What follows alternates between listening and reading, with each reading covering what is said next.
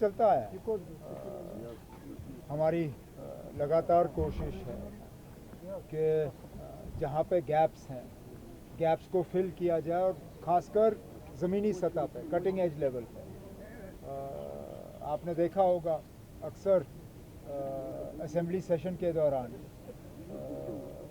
Honourable MLAs के तरफ से शिकायत आती है डॉक्टरों की कमी की और फिर टीचर और लेक्चरार की कमी की। अब हमने बीच बीच में ये पोस्ट जो है फिलअप के लिए रेफ़र किए हैं।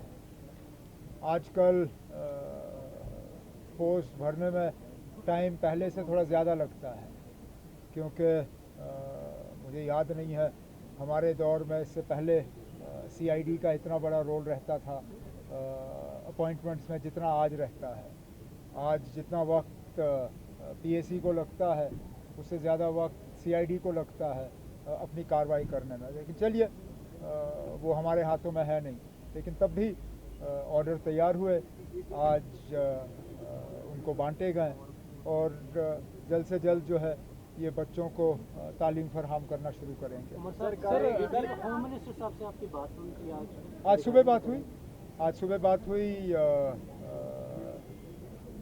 जो मौसम के वजह से कुछ जगहों में हमें मुश्किल का सामना करना पड़ा है, बिलखसूस चिनाब वादी में और थोड़ा सा कठुआ की तरफ।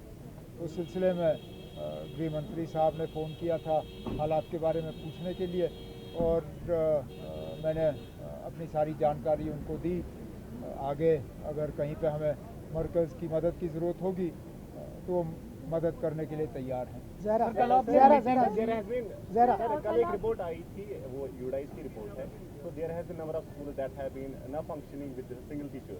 There have been 1,544 schools that have been functioning with a single teacher. That has been released by yesterday only. And they are having That's an old report. That's not a current report. आप assembly session में किसी honourable MLA से सवाल डलवा दीजिए, हम आपको ना उसमें डिटेल सारे दे देंगे। कल आप मिले थे, डेलीगेशन जो सिविल सोसाइटी मेंबर्स हैं उनके साथ मिले हैं और showed their support for state hold. ये डेलीगेशन नहीं, पूरी सिविल सोसाइटी की मीटिंग थी।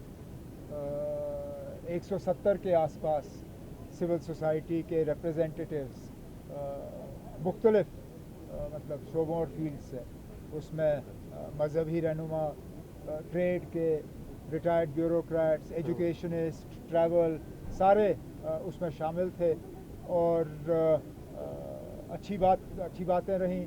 लगभग 3 घंटे मीटिंग चली और सब ने विदाउट एनी एक्सेप्शन सब ने इस बात पे जोर दिया कि स्टेटहुड की वापसी पे बहुत देर हो चुकी है और मरकज़ को अब और देरी करनी नहीं चाहिए।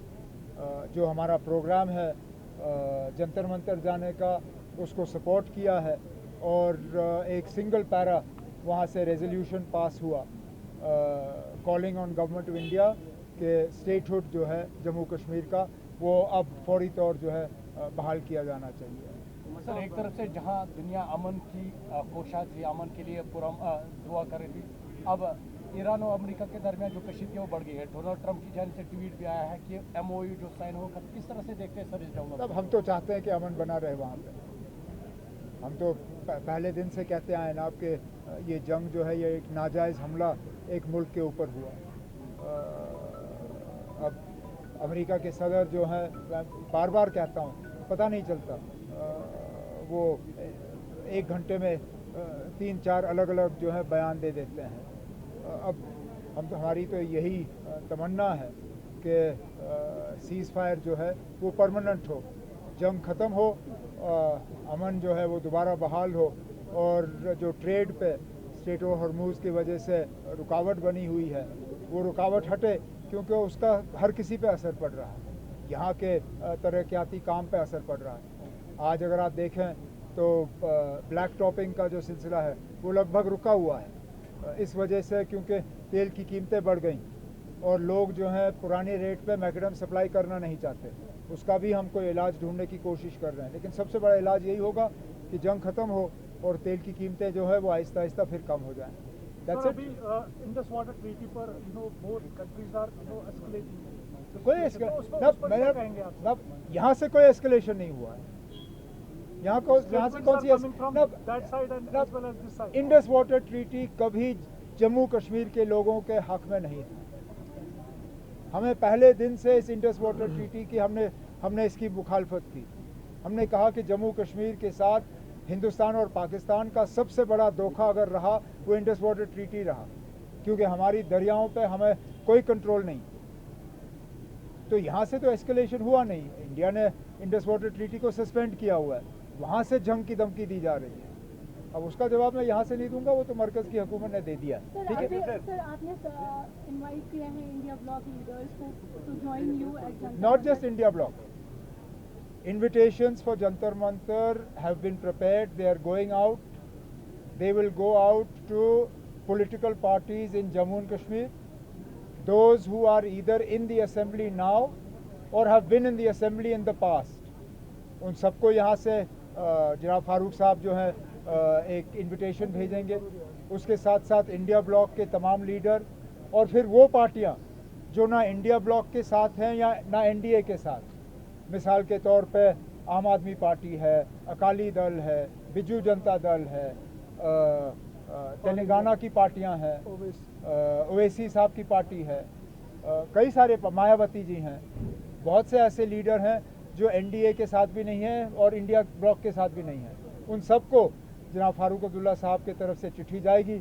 उम्मीद करते हैं कि वो 20 तारीख को जो है हमारे इस एहतजाज में हमें सपोर्ट करेंगे। Sir, one last question. अभी it's been just 6 days of Amarnath यात्रा and Shivalingam is already met. Do you think it's concern या कैप लगना चाहिए जो विजिटर्स हर दिन विजिट करते हैं? विजिटर्स पे कैप लगा हुआ है। हम भूल जाते हैं विजिटर्स पे सुप्रीम कोर्ट का कैप लगा हुआ है। वो कैप जो है वो श्राइन बोर्ड पे बाइंडिंग है। अब वो दूसरी बात है कि लोग बिना रजिस्ट्रेशन के दर्शन करने की कोशिश कर रहे हैं। अब वो उसका इलाज श्राइन बोर्ड किस तरह करेगी वो श्राइन बोर्ड तक है। लेकिन सुप्रीम कोर्ट के तरफ से जब आपको याद होगा एक बहुत बड़ा हादसा हुआ था, उस हादसे के बाद यात्रियों पे कैप लगा हुआ है। जहाँ तक शिवलिंग की बात है, ये तो ऊपर वाला का बना हुआ है।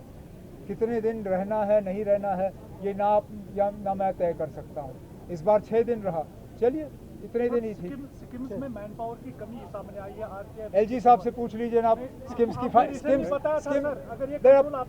आप एलजी साहब से पूछ लीजिए, क्योंकि स्किम्स की फाइलें हमें नहीं आती।